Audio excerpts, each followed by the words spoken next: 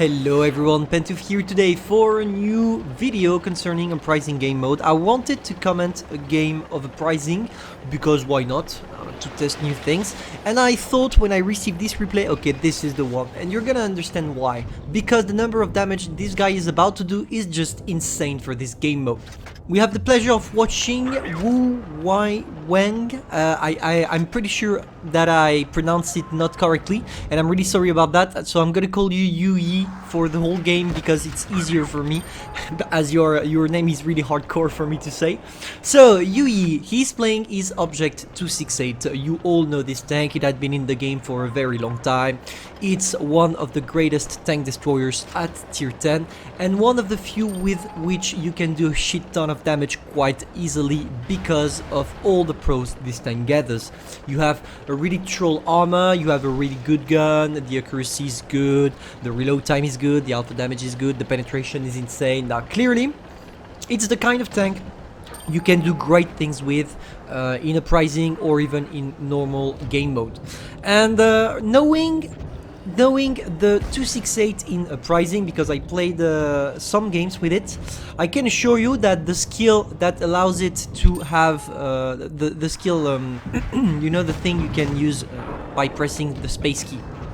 I don't remember the name of the skill, but it allows you to get twice the number of damage you should usually do while shooting, and oh boy is it deadly with this tank. Now concerning the replay itself and how Yu Yi is positioning himself. He's not trying to push, and that's understandable because remember something, in Uprising, the more your enemies die and lose their tank, the hardest they come back because they can use skills. And that's the big problem you have to deal with when you are, for example, in the top of your teams and you are not dying. You didn't die. If you didn't die, you don't have skills, and that's where it becomes unfair, and that's the point of the game mode. That's why we like it. That's how it becomes unfair, and that's why you really need to be careful using your tanks. Don't try anything stupid like pushing straight on both their spawn, because as soon as someone is gonna die, they're gonna spawn back, of course, and you're gonna be nearby and they're gonna destroy you.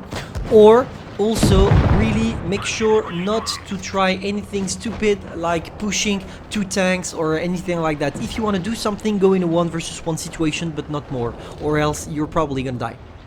That was my quick advice for this game mode. You can have your own as well. And now let's focus once again on the replay. As you can see, he's really playing sneaky now. He tries to go to the middle of the map without really pushing straight on his opponents, and that's a good thing, because if he goes in the spawn, as I told you, he's gonna die. Unfortunately, he missed his shot on the heavy. Heavy's probably gonna kill him now. Yes, it does. And now he has the choice. He has the choice of choosing the perks. He has the Phantom, he has the... I can't read it. I don't know what's the name of the second one. I can't see it because my resolution is low. And the Chain Lightning. He went for the Chain Lightning, and he didn't take the first one. I can understand this choice. He would rather go for the full damage setup than having some special skills that could help him out, but not that much. And I think it's a good thing to do, especially in a tank destroyer, because Yu Yi is trying to maximize his damage because he's playing in a tank destroyer. That's a tactic that is pretty effective in order to do a shit ton of damage, and you're gonna see that it's gonna pay here. Boom, look at this, the Chain Lightning, nearly 2k damage here on this one, or maybe at least 1.5k. So yeah, that's just insane. And Uprising game mode, you can really do a shit ton of credits in this game mode, even if you're not using a single premium tank. You can go up to 200,000 extra credits, and it's quite easy to climb up. The main problem is that in order to do that, you need to play your tank correctly, and you need to choose the right skill. And really, choosing the right skills is extremely important in this game mode, because sometimes you can be tempted, for example, to take the double shot, but double shot is going to be quite ineffective on pretty much all the tanks, except maybe the derps one that can just circle, for example the T49, etc. And that's something to take into consideration. You need to take into consideration the statistics of your tank in order for you to know if it's worth it or not to take these perks, because some perks can be more hostile to you than really beneficial, you know.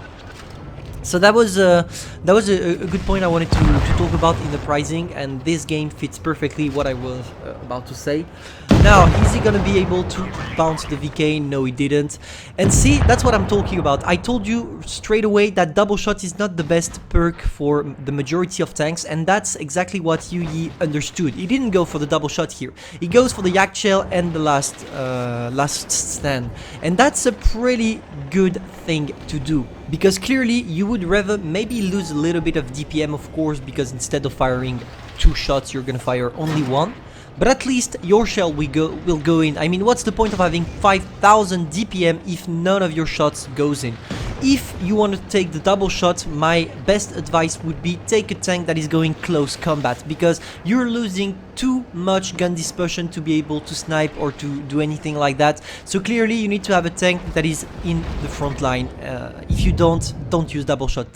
So now look at this, look at the number of damage he does per shot now, nearly 1.5k. That's just insane. The mouse got destroyed completely in like maybe 10 seconds, not even 5 seconds maybe, after being spotted. That's just great. Is he gonna go again? That was a lucky shot.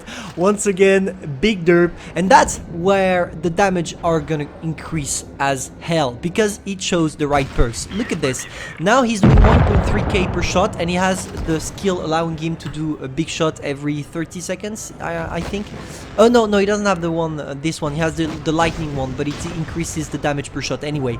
And look at the perks. When you use the right perks, boy, you're gonna destroy everything. Now that he is doing nearly 1.3k damage per shot, he can just go around, take out some tanks in one shot. Not the tier 10 like E100 etc, but for example this guy right there that we're gonna see.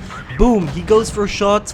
Ow, the guy used the special skill, unfortunately, but you know what, it's not a problem. Look at this, he's gonna use maybe his special skill here on the T92E1 to be able to destroy it, or not. Okay, he didn't try, he didn't need it to, and boom, he kills the guy. Look at the number of damage he has already. That's insane. And he's gonna climb again and again and again. He's gonna go on the E100 here. Can he maybe sneak a shot to assure more than 20,000 damage? We are waiting, please tell us it's gonna happen. It is. No problem, plot twist, but not on the heavy. See, that's what I was talking about going into the spawn. When you go into the spawn like that, you die. And why do you die? Because people are spawning nearby and they have the special skill at the beginning, allowing them not to be seen. So clearly you don't want to do that. You don't want to go in the spawn of your enemies. If you do that, you're gonna get completely fucked. Anyway, look at this. When I told you Uprising was a great game mode to make money, he did 211,000 damage credits and 21.5k damage. That was an insane game. Really, I want to tell you again, farm credits in Uprising. That's really important. You're gonna make a lot of that. And I'm gonna see you soon. Maybe I'll do a top 3 video on the best replays I've ever received concerning Uprising. And I'm gonna do a top 5 best tanks to play in Uprising soon enough, probably today. Thank you all, stay home and see you soon.